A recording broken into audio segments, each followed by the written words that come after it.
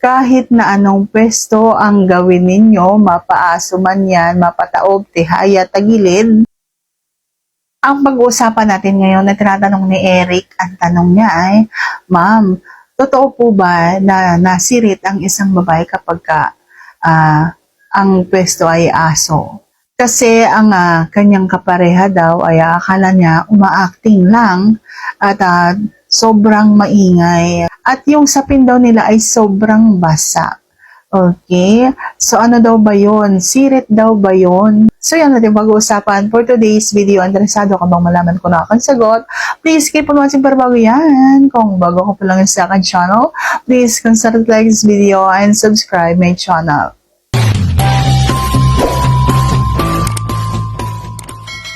Lagi niyong tatandaan, kapag may amoy, ihi yun. Kapag walang amoy, wala kang kahit anong naaamoy, napasirit mo siya. So, yun yung pinakahihintay mo tagumpay, yun na yun. Yung sobrang kiliting-kiliti, yung naramdaman niya. Kapag ang isang babae ay dumadating doon sa napapasirit mo siya, ibig sabihin nagawa mo talaga yung pinakarurok ng kanyang tagumpay, yung pinakakiliti na bahagi doon sa kaloob-looban. Okay?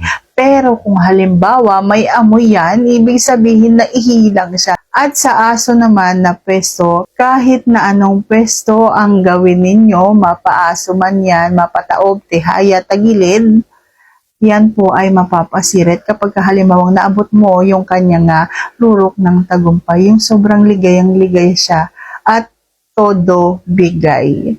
Sana nasagot ko ng tamang yung tanong and like this video. Please consider to like this video and subscribe my channel. Thank you for watching. See you on my next vlog.